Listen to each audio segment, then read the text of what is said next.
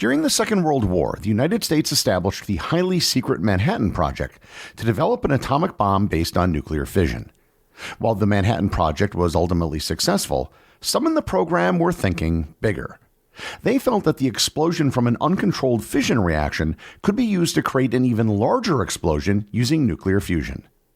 One man in particular felt that such a device was necessary and spearheaded the efforts after the war to develop a fusion-based hydrogen bomb. Learn more about Edward Teller, the father of the hydrogen bomb, on this episode of Everything Everywhere Daily.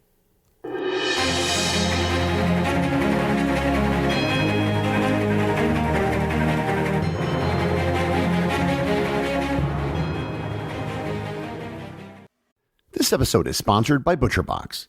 Summer is right around the corner, and that means cookouts. No matter what your preferred food is for a cookout or a barbecue, ButcherBox can help you make it the best. If you want to serve up some hamburgers, ButcherBox has grass-fed ground beef to make the perfect smash burger. Want to cook up some steaks? Well, ButcherBox has that too, with some of the best cuts of steak such as New York strip, ribeye, and filet mignon.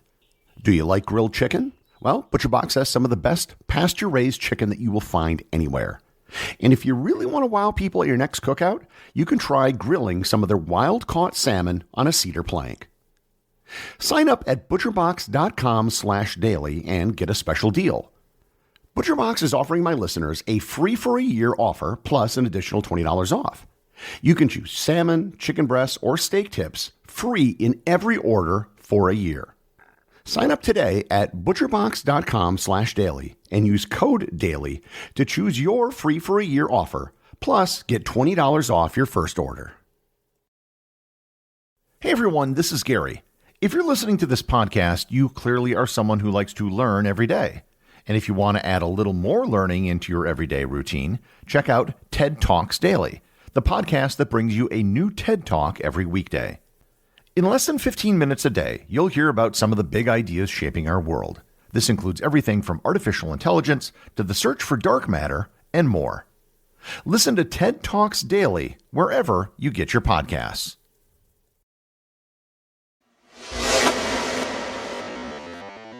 To understand Edward Teller, you need to understand where he came from and the circumstances he grew up under, as they influenced his worldview for the rest of his life. Edward Teller was born in 1908 in Budapest, in what was then the Austro-Hungarian Empire. He was born to a Jewish family with a mother who was a pianist and a father who was an attorney. He grew up in a very particular time and place. He was part of a generation of highly talented Hungarian academics who had profoundly impacted the world of science.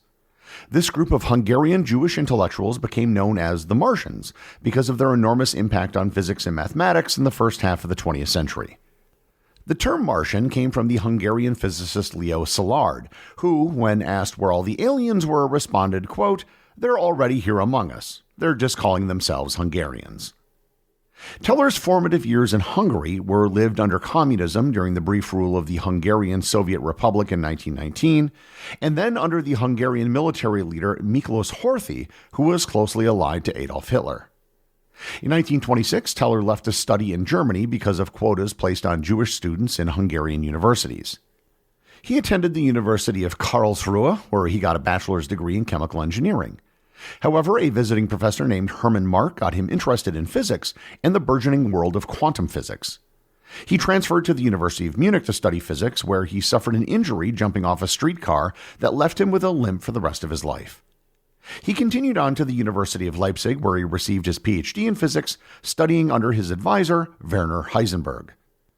He continued to work in Germany, but with the rise of Adolf Hitler in 1933, Germany was no longer a safe place for Jewish academics. He moved to England and then to Copenhagen to work with Niels Bohr, and finally was offered a position at George Washington University in Washington, D.C. in 1935. While in the U.S., Teller made several profound advancements. He was the co-discoverer of the John Teller effect, which is a phenomenon in chemistry where certain molecules distort their shape to lower their energy and become more stable when they have specific arrangements of electrons. He was also instrumental in developing the Brunauer-Emmett-Teller theory, which explains the physical absorption of gas molecules on a solid surface. In March 1941, almost 9 months before the United States entered the Second World War, Edward Teller became a naturalized citizen of the United States. In 1942, he was involved in many low-level meetings that were precursors to the Manhattan Project. He met with Enrico Fermi, the Nobel Prize winner who created the first controlled nuclear reaction. During their discussion of the possibility of creating an atomic bomb, Fermi made an offhand comment that it might be possible to create an even larger bomb by using a fission reaction to produce an even bigger fusion reaction. Teller was initially skeptical but became fascinated with the idea. It was a conversation that would have profound implications for Edward Teller and for the entire world. Teller was later invited to a seminar in Berkeley organized by Robert Oppenheimer, which was a prelude to the Manhattan Project. During the seminar, Teller kept trying to change the discussion from the creation of a fission bomb to that of a fusion bomb, which was then dubbed the Super. Teller was invited to join the Manhattan Project and moved to Los Alamos, New Mexico in 1943 and was signed to the Theoretical Division. He was passed over by Oppenheimer to run the division, which was a snub that he would never forget. He was given various assignments to see how different bomb proposals would work, absolutely none of which panned out. But despite his work on options for a fission bomb, he continued to advocate for a fusion bomb. He was eventually transferred to a group to work on a fusion bomb, which came to absolutely nothing during the war. An interesting side note, when the Trinity test, the first atomic bomb explosion, was conducted on July 16, 1945, Edward Teller was one of the only physicists to actually watch the explosion with protective eyewear. Everyone else laid down with their backs turned as instructed. He later said the detonation, quote, was as if I pulled open the curtain in a dark room and broad daylight streamed in. After the war, Teller continued his interest in developing a fusion bomb. However, he soon realized that his initial idea for designing such a device wouldn't work. Nonetheless, he still advocated research for a fusion bomb. After the war, the Soviet Union began installing puppet governments in Eastern European countries, including Hungary, where he still had many family members living. What changed the fortunes of the fusion bomb was the 1949 test detonation of an atomic bomb by the Soviet Union. President Truman needed to respond and announce the development of a program to create a hydrogen bomb. Here I should briefly describe the difference between an atomic bomb using nuclear fission and a hydrogen bomb using nuclear fusion. The bombs dropped on Hiroshima and Nagasaki were atomic bombs that used an uncontrolled nuclear fission reaction. Refined uranium or plutonium undergoes an uncontrolled reaction where an atom splits, causing neutrons to be released, which split other atoms, which release more neutrons, and so on. A fusion bomb is based on fusing together lighter elements, particularly hydrogen. This is the same process that occurs inside the sun. However, to achieve fusion, you need very high temperatures and pressure. One of the only things that can produce such temperatures is an atomic bomb. The principle behind a hydrogen bomb is to use a fission explosion to create the conditions for hydrogen nuclei to fuse together.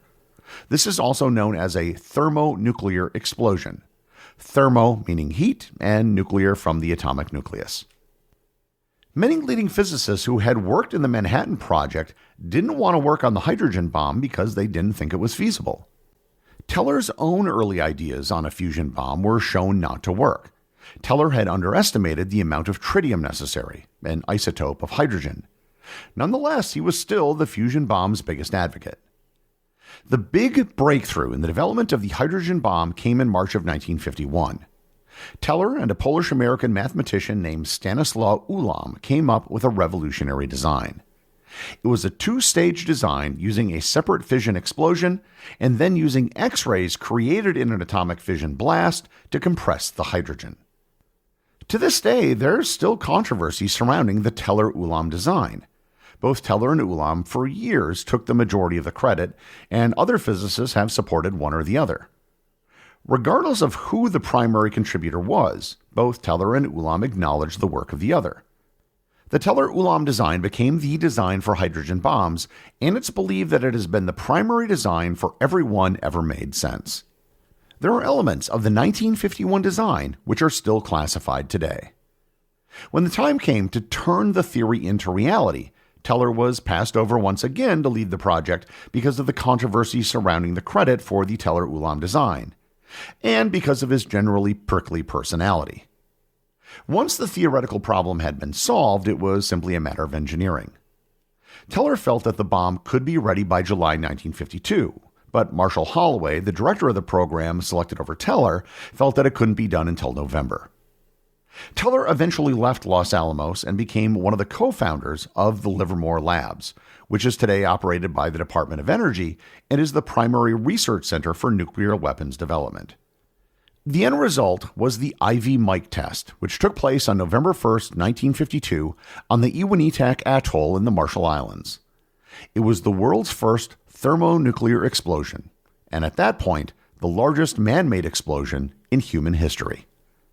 The hydrogen bomb was indeed significantly more powerful than the atomic bombs which preceded it. The detonation was the equivalent of 10.4 million tons of TNT, or 700 times more powerful than the bomb dropped on Hiroshima. Unlike the Trinity test, which was kept secret for months, the Ivy Mike test quickly made headlines. The media began referring to Edward Teller with a title that stuck with him throughout his life: the father of the hydrogen bomb. This gave Teller a much higher public profile than he had before. In addition to the controversy surrounding credit for the development of the H-bomb, Teller stepped into even more controversy in 1954. Robert Oppenheimer, the director of the Manhattan Project, was subject to a security clearance hearing by the United States Atomic Energy Commission. Oppenheimer had voiced opposition to the development of the hydrogen bomb, and he had been associated with known communists in the past. This was now a much bigger deal in the middle of the Cold War and McCarthyism than it was during the middle of World War II. Teller was the only scientist to testify in favor of revoking Oppenheimer's security status. If you read his actual testimony, it actually wasn't that damning. And if he hadn't testified at all, Oppenheimer probably still would have had his security clearance revoked. Many people think that Teller's testimony had to do with being passed over for the head of the theoretical team all the way back during the Manhattan Project. Nonetheless, it made Edward Teller a pariah amongst many in the physics community. Many of his friends refused to speak to him or even shake his hand at conferences. However, his status amongst the military and the government only grew. In 1958, he became the director at Livermore Labs, which put him front and center in influencing American defense policy. Even after stepping down as director of the lab in 1960, he remained highly influential for decades. That year, 1958, he was signatory to a petition to increase U.S. defense spending by $3 billion. And this was at a time when $3 billion was actually a lot of money. His opposition to all things communist resulted in opposition to any sort of compromise with the Soviets on anything related to nuclear weapons. He opposed the Partial Test Ban Treaty, the Treaty on Non-Proliferation of Nuclear Weapons, and the Anti-Ballistic Missile Treaty. In the 1980s, he came out as one of the staunchest defenders of the Strategic Defense Initiative, commonly known as Star Wars. He was also an advocate for the non-military use of nuclear weapons, including detonating them to create artificial harbors in Alaska, using them to try to weaken hurricanes, extracting oil sands in Alberta, and even detonating them on the moon to analyze the dust that was kicked up. He even proposed the development of a 1 gigaton nuclear weapon, far greater than any ever built, to deflect an asteroid. And you probably also wouldn't be shocked to find that he was a supporter of Project Orion, which wanted to launch spaceships using nuclear weapons. But he was also one of the first people to have raised the issue of global warming from the burning of fossil fuels. He first brought it up in 1957 and actually mentioned it at an address of the American Petroleum Institute in 1959. Edward Teller's cavalier advocacy for nuclear weapons throughout his entire life for almost every possible use ran counter to almost everyone else in the world of physics. Edward Teller died in 2003 at the age of 95. Before his death, he was interviewed by Esquire magazine. In it, he was asked if he had any regrets about developing the most devastating weapon the world had ever known. He responded by saying, quote, "That I spent my life working on weapons, I have not the least regret. I succeeded. I believe that by building the H-bomb, I contributed to winning the Cold War without bloodshed. I am not overly modest." The executive producer of Everything Everywhere Daily is Charles Daniel. The associate producers are Benji Long and Cameron Keever. I want to give a big shout out to everyone who supports the show over on Patreon, including the show's producers. Your support helps me put out a show every single day. And also, Patreon is currently the only place where Everything Everywhere daily merchandise is available to the top tier of supporters. If you'd like to talk to other listeners of the show and members of the Completionist Club, you can join the Everything Everywhere Daily Facebook group or Discord server. Links to everything are in the show notes.